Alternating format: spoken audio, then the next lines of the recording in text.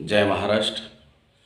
महाराष्ट्र वाहतूक सेना जिल्हाध्यक्ष सलीम खामगावकर, सर्व वाहन चालक मालक यांना विनंती करण्यात येत आहे की केंद्र सरकारचा जो निर्णय पारित झालेला आहे की अपघात झालेल्या ड्रायव्हरला 10 लाख रुपयाचा दंड आणि 10 वर्षाचा कारावास, त्या अध्यादेशाच्या विरोधामध्ये, त्या GRच्या विरोधामध्ये, त्या कायद्याच्या विरोधामध्ये आपल्याला वाहन चालकांना व सर्व भारतातील वाहन चालक, त्यामध्ये 2 व्हीलर असेल, 3 व्हीलर असेल, 4 व्हीलर असेल, रिक्षा असेल, काळीपिवळी टॅक्सी असेल, टँकर असेल, लक्झरी बसेस असेल, लोडिंग गाड्या असतील, क्रेन असेल किंवा टँकरचे ड्रायव्हर असेल, पेट्रोल डिझेल, दूध डेअरीचे ड्रायव्हर असेल,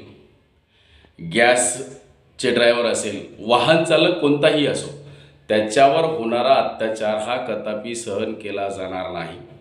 आणि केंद्र सरकारचा जो आज नियम लागू करण्यात आलेला आहे, केंद्रीय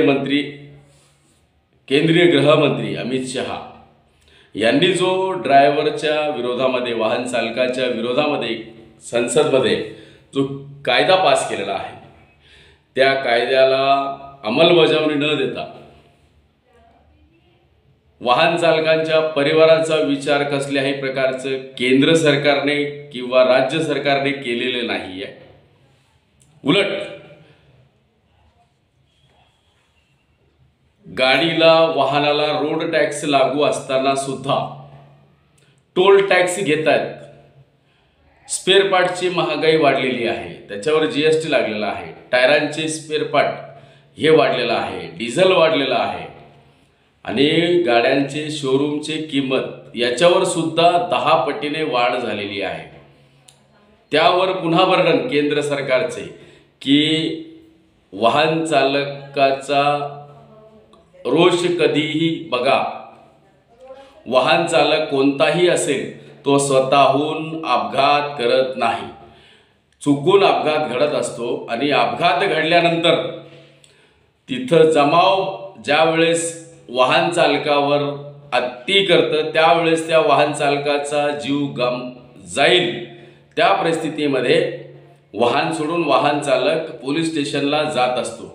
परंतु केंद्र सरकारने जो GR पारित केलेला आहे, जो कायदा लागू केलेला आहे की अपघात झाल्यानंतर वाहन चालकाने अपघातग्रस्ताला हॉस्पिटलला नेणे हे शक्य नाही, कारण की अपघात झाल्यानंतर तेथील जमाव वाहन चालकाला बेदम मारहाण करून गाड्यांचे टायर जाळत असतात, वाहन जाळत असतात। हा प्रकार घडलेला आहे, परंतु हा प्रकार कुठेतरी थांबला पाहिजे। त्या उद्देशाने महाराष्ट्र वाहतूक सेनेच्या माध्यमातून 3 जानेवारी बुधवारी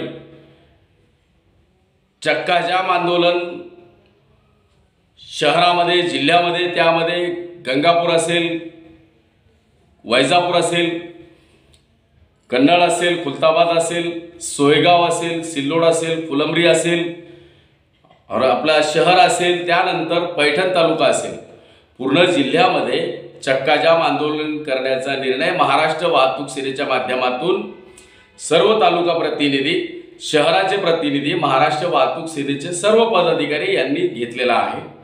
तरी सर्व वाहन चालक मालक यांना विनंती आहे की आपण बुधवारी 3 जानेवारीला आपल्या मुलाबाळांच्या विचारासाठी आपण एक दिवस अख्ख्या शहरामध्ये, अख्ख्या महाराष्ट्रामध्ये एक दिवस चक्का जाम आंदोलन करू व यशस्वी राहू, एवढेच माझी विनंती आहे। महाराष्ट्र वाहतूक सेना जिल्हाध्यक्ष सलीम खामगावकर। जय महाराष्ट्र।